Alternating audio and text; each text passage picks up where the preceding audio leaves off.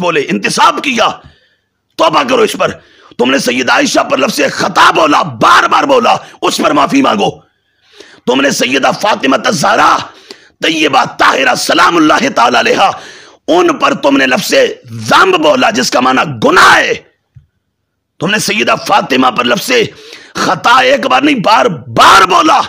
تم سب سے پہلے اس پر توبہ تم کرو، تم معافی مانگو خدا تعالیٰ سے. وہ اب بھی صبح شام گستاخیاں کر رہے ہیں. ہم انشاءاللہ اگلی نشست میں باقاعدہ اس پر گفتگو کریں گے. صحابہ کے بارے میں جو وہ گستاخانہ عقائد رکھتے ہیں اس پر ہم باقاعدہ پورا کلام کریں گے.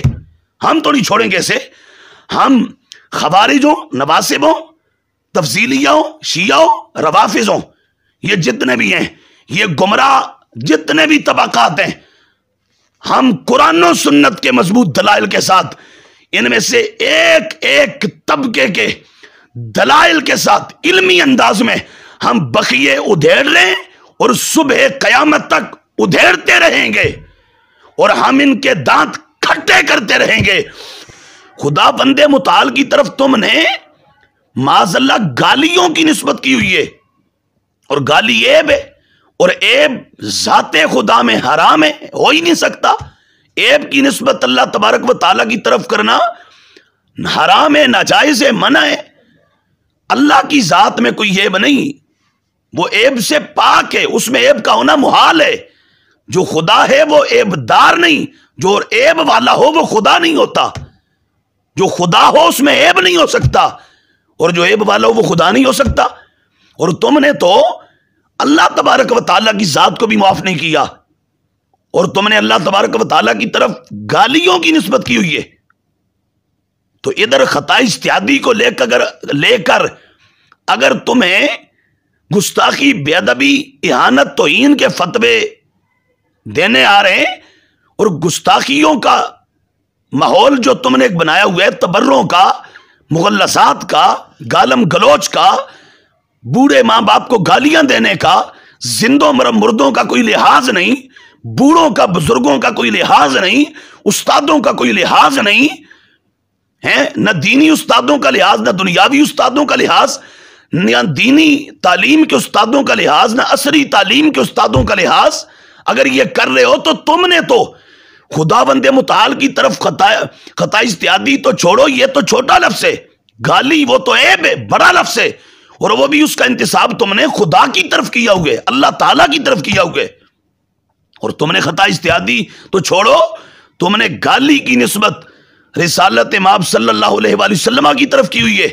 تو سب سے پہلے تو پھر یہ گستاخی کا تمہارا یہ جو فتویٰ ہے، یہ تو سب سے پہلے پھر تمہارے اپنے سر پر بجتا ہے، تمہارے اوپر لگتا ہے. اور پھر تمہارے اہل بیت اطہار کے بارے میں بھی انتہائی سخت لفظ موجود ہیں. تم نے سیدہ طیبہ طاہرہ عابدہ زاہدہ راضیہ مرضیہ زاکیہ مزکیہ صدیقہ عتیقہ مرشدہ ممجدہ کاملہ مکملہ اکملہ حضرت سیدہ ام المؤمنین عائشہ صدیقہ سلام اللہ تعالی علیہ رضی اللہ تعالی عنہ، تم نے سیدہ عائشہ کے بارے میں خطا کا جو لفظ بولا تھا، وہ پھر وہ حکم اس پر کون لگائے گا؟ اس پر بھی لگاؤ. اور یہ تمہارا فتویٰ تو ادھر لگ رہا ہے، اور تمہارے اس فتوے کے مطابق جو تم آج اہل سنت کی علماء مشائخ پر لگانا چاہتے ہو اور اہل سنت و جماعت کی تاریخ مسخ کرنا چاہتے ہو، اپنے ذاتی مفاد کی خاطر مسلک اہل سنت و جماعت پر جو تم حملہ کر رہے ہو، اس کی زد میں تو تم خود آ رہے ہو. پھر سب سے پہلے تمہارے یہ فتوے، ان کی زد میں تم خود ہو کہ تم نے سید عائشہ اہل بیت نہیں ہے، سید عائشہ آیت تطہیر کے مصداق نہیں ہے، سید عائشہ آیت تطہیر کے چیپٹر میں نہیں ہے، سید عائشہ صدیقہ رضی اللہ تعالیٰ نبی پاک علیہ السلام کی زوجہ محترمہ نہیں ہے، ام المؤمنین نہیں ہے، خاندان مصطفیٰ میں سے نہیں ہے، خانوادہ حضور تاجدار کائنات نہیں ہے، اہل بیت اطہار میں سے نہیں ہے، ہیں اور سب سے پہلے ہیں. تو تم نے ان کے بارے میں خطا کا لفظ بولا ہوا ہے. تو سب سے پہلے پھر تم خود توبہ کرو، رجوع کرو. جو تم نے اللہ تعالیٰ کے بارے میں گالی کا لفظ بولا، انتصاب کیا، حضور کے حوالے سے کیا، سب سے پہلے اس پر تم پوری قوم، پوری امت مسلمہ سے، خدا تعالیٰ سے، حضور سے اور دین سے قرآن سے، حدیث سے اور پوری امت مسلمہ سے معافی مانگو، رجوع توبہ کرو. اور پھر جو سید عائشہ صدیقہ رضی اللہ تعالیٰ عنہ کے بارے میں خطا کا لفظ بولا اس پر توبہ اور رجوع کرو، معافی مانگو. اور اس کے بعد پھر آگے کبھی تم نے خود داتا صاحب رحمت اللہ علیہ کے سٹیج پر حضرت سیدہ طیبہ طاہرہ ام الحسنین مختومہ دارین سیدہ کائنات فاطمہ الزہرا رضی اللہ تعالیٰ عنہ، ان کے بارے میں جو تم نے خود لفظ بولے اور داتا صاحب رحمت اللہ علیہ کے سٹیج پر بولے تھے وہ بھول گئے؟ ان پر توبہ کون کرے گا؟ رجوع کون کرے گا؟ معافی کون مانگے گا؟ یہ تو خطا اجتہادی کے لفظ ہیں. تم نے تو سیدہ فاطمہ کی طرف لفظ ذنب جس کا معنی گناہ ہے تم نے تو اس کا انتصاب بھی کیا ہوا ہے. ذنب کا لفظ تم نے سیدہ فاطمہ زہرا طیبہ طاہرہ رضی اللہ تعالیٰ عنہ کے بارے میں بولا ہوا ہے. تم نے سیدہ فاطمہ الزہرا سلام اللہ تعالیٰ علیہا کے متعلق تم نے ذنب کے لفظ کو بولا، اس کا اطلاق کیا آپ پر. ذنب جس کا معنی گناہ ہے اس کا اطلاق کیا تم نے فاطمہ زہرا کی ذات ستودہ صفات پر. تو سب سے پہلے تم معافی مانگو، توبہ کرو، رجوع کرو. جو تم نے اللہ تعالیٰ کی طرف گالیوں کا انتصاب کیا، حضور کی طرف کیا، جو تم نے سیدہ عائشہ پر لفظ خطا بولا، جو تم نے سیدہ فاطمہ زہرا ان پر لفظ ذنب بولا اور خود سیدہ فاطمہ زہرا پر خطا کا لفظ بولا، سب سے پہلے اس پر تم خود توبہ کرو. اور پھر جو پچھلے کو 20 سال تم یہ تفصیلی اور شیعہ اور رافضی دھڑے ان کو تم جہنمی کہتے رہے، خنزیر کہتے رہے، گالیاں دیتے رہے، جہنمی کتے کہتے رہے، آج ان کے ساتھ ہی بیٹھے ہو جن سے کبھی سیدنا صحابی مصطفیٰ کاتب وحی خدا برادر مولا مرتضی امیر المؤمنین خلیفۃ المسلمین امام تدبیر و سیاست حضرت سیدنا امیر معاویہ رضی اللہ تعالی عنہ میرے آقا کے جلیل القدر صحابی اور عظمت والے صحابی، ان کی شان پر کبھی جن سے تم نے مناظرے لڑے تھے، ہاں جن سے سینے لگا رہے ہو، وہ تو آج بھی گستاخ ہیں. وہ تو آج بھی وہ حویلیہ والا وہ محمود ہزاروی اور اس کا سارا خاندان، اس کے بیٹے اور وہ پنڈی کا ایک چھوکرا اس کا مرشد خانہ، وہ تو آج بھی گستاخ امیر معاویہ ہیں، گستاخ حضرت سیدنا ابو سفیان رضی اللہ تعالیٰ عنہ ہیں، وہ آج بھی گستاخ حضرت سیدہ ہندہ ہیں، وہ آج بھی گستاخ حضرت سیدنا وحشی ہیں، گستاخ عمر بن العاص ہیں، گستاخ ابو موسیٰ اشعری ہیں، گستاخ مغیرہ بن شعبہ ہیں، درجنوں صحابہ کے آج بھی وہ گستاخ ہیں. آج ان کے ساتھ تم نے کندھے سے کندھا ملا لیا، ان کے سینے سے سینہ لگا لیا، آج ان کو باہوں میں لے لیا، آج ان کے ساتھ یاریاں دوستیاں. یہ ماجرا کیا ہے؟ سمجھاؤ قوم کو. مت گمراہ کرو حضور کی امت کو، دین سے مت کھیلو، دین کا حلیہ مت بگاڑو، امت مسلمہ کے عقائد و نظریات پر حملہ مت کرو، قرآن و سنت کی تعلیمات کے اوپر یلغار مت کرو. بتاؤ زمانے کو، وہ جو 20-25 سال تک یہاں سے لے کر برطانیہ اور مانچسٹر تک، برمنگم تک اور بیڈ فورڈ تک تمہاری اس طبقے تفصیلی شیعہ اور رافضی طبقے سے تمہارا جو جنگ و جدل تھا، تم انہیں کتے کہتے تھے، جہنمی کتے کہتے تھے، اور تم انہیں حرامی کہتے تھے، اور تم انہیں گستاخ کہتے تھے صحابہ کا، اور تم انہیں گمراہ تفصیلی شیعہ اور رافضی کہتے تھے. آج وہ فتوے کہاں گئے تمہارے؟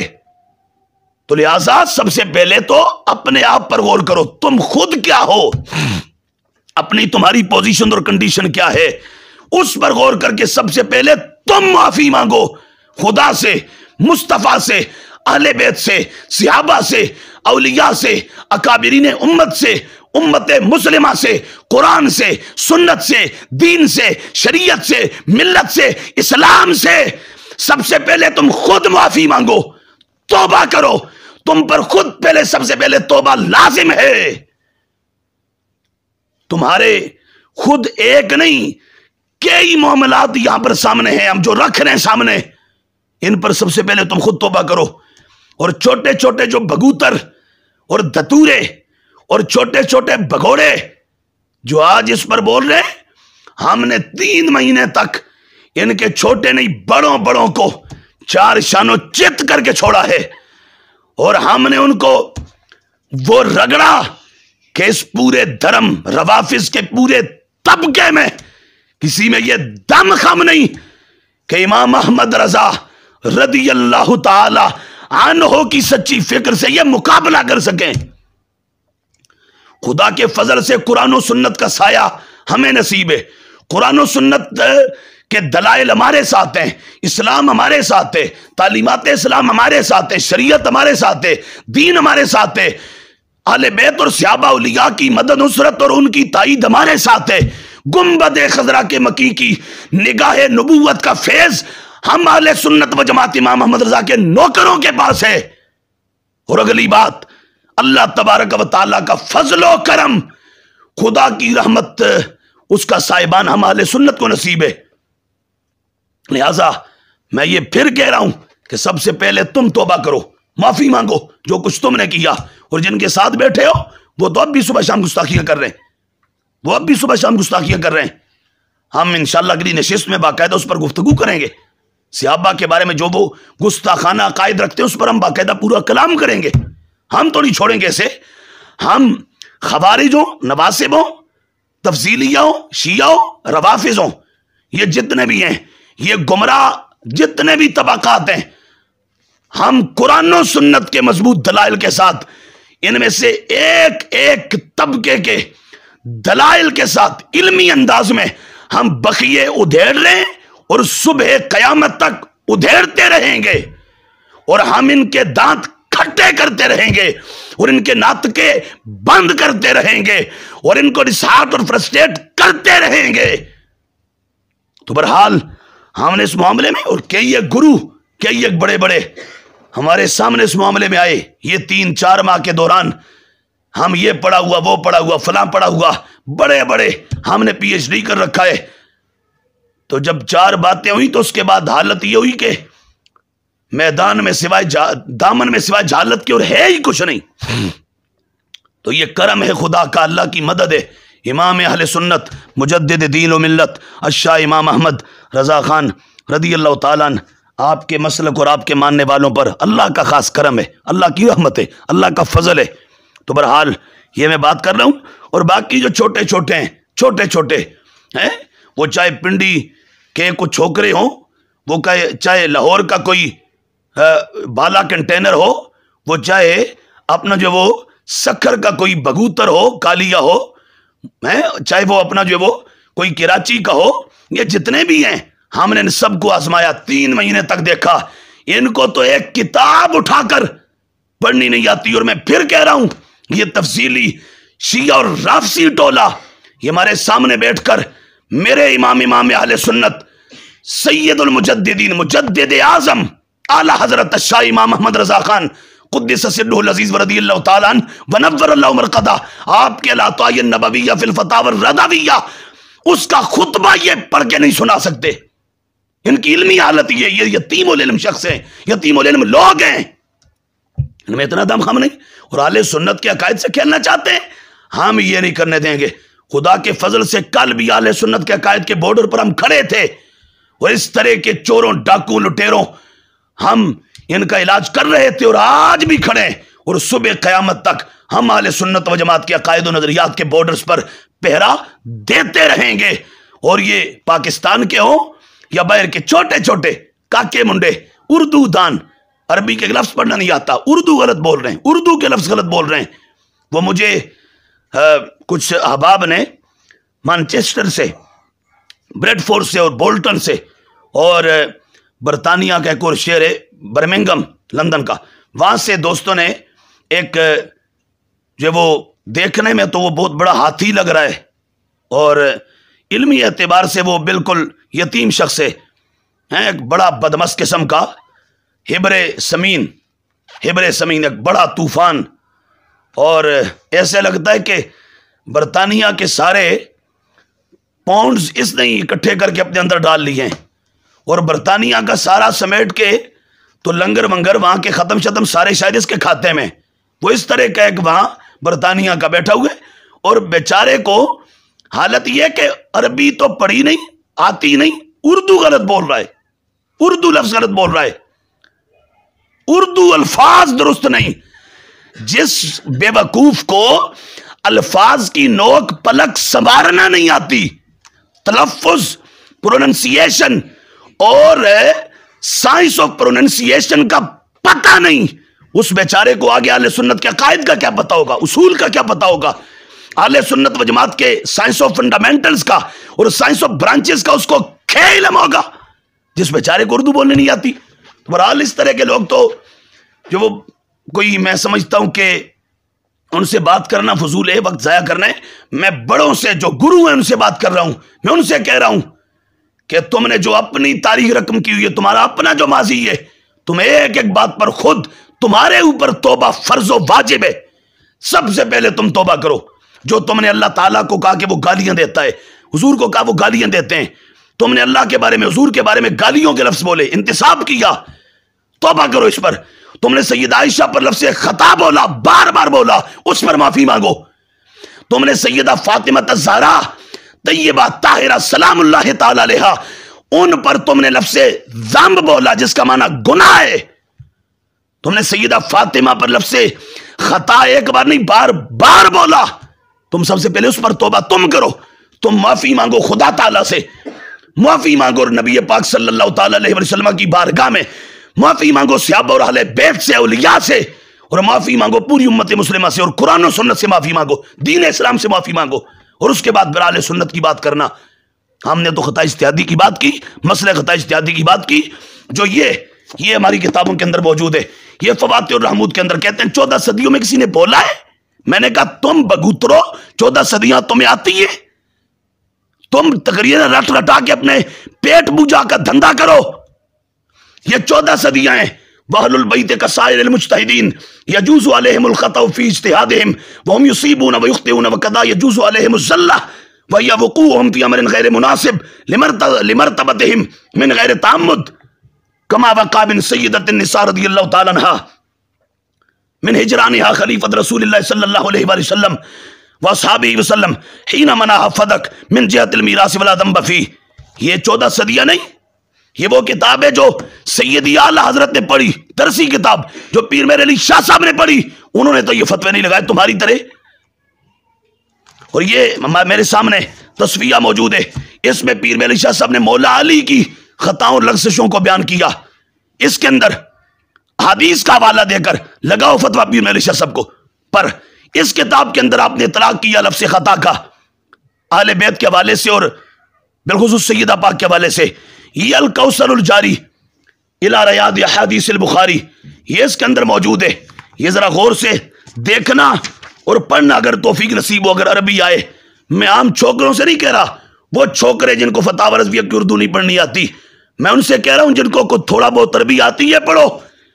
یہ 3093 نمبر حدیث کی شرح پڑھو کوثر الجاری کی.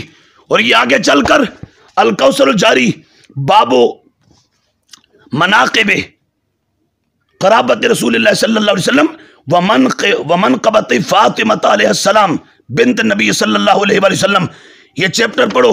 اور اس کی حدیث نمبر 3714 پڑھو, اس کی شرح پڑھو, تمہیں سمجھ آئے کہ بولا یا نہیں بولا.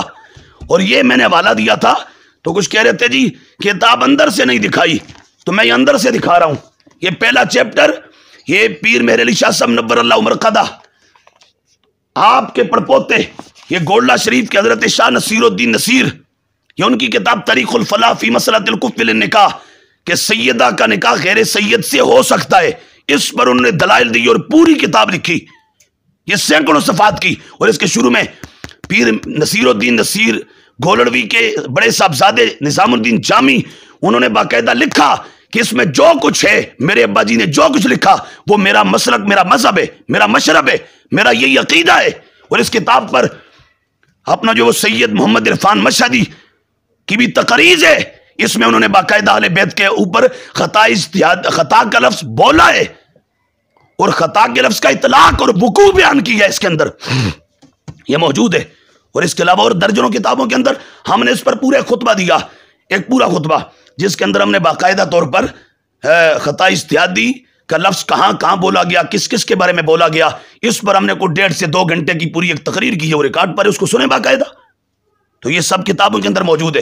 اس مسئلہ خطا اجتہادی کو لے کر تم اہل سنت کو، علماء اہل سنت کو، مشائخ اہل سنت کو، اکابرین اہل سنت کو، عوام اہل سنت کو، اعلیٰ حضرت کے عقیدے والوں کو، اعلیٰ حضرت کے مسلک کو، امام اہل سنت رضی اللہ تعالیٰ عنہ کے عقیدہ اور مسلک اور ماننے والوں کو تم گستاخ ڈکلیئر کرنا چاہتے ہو؟ 14 صدیاں اسلام کی تاریخ کو تم کچلنا چاہتے ہو؟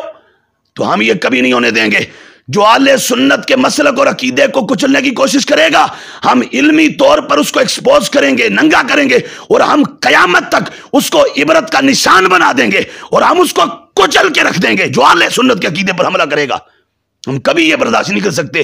اہل سنت کے عقیدے پر امام اہل سنت امام، اور یہ پورا ٹولہ، میں نے کئی بار پہلے کہا پھر کہہ رہا ہوں، یہ پورا ٹولہ امام محمد رضا رضی اللہ تعالیٰ عنہ کا بھی گستاخ ہے، اعلیٰ کا بھی بے ادب ہے، اور یہ اعلیٰ کے عقائد کا بھی باغی ہے۔ تو اس لیے یہ میں مختصر سی گفتگو یہاں پر اس حوالے سے کی کہ ضرور یہ فتویٰ لگاؤ تمہیں اگر شوق ہے تو، لیکن یہ فتویٰ سب سے پہلے تمہارے اپنے اوپر لگے گا، لہذا سب سے پہلے تم توبہ کرو، اپنی توبہ پہلے کرو، اور انٹرنیشنل سطح پہ پوری دنیا کے سامنے اپنی توبہ رکھو، معافی مانگو۔ جب تمہاری معافی ہو گئی اس کے بعد پھر آگے آنا، پھر انشاءاللہ بات کریں گے۔ اللہ تعالیٰ اہل سنت و جماعت کے مسلک کا بول بالا فرمائے اور ہم سب کے حال پہ رحم فرمائے۔ السلام علیکم ورحمۃ اللہ وبرکاتہ۔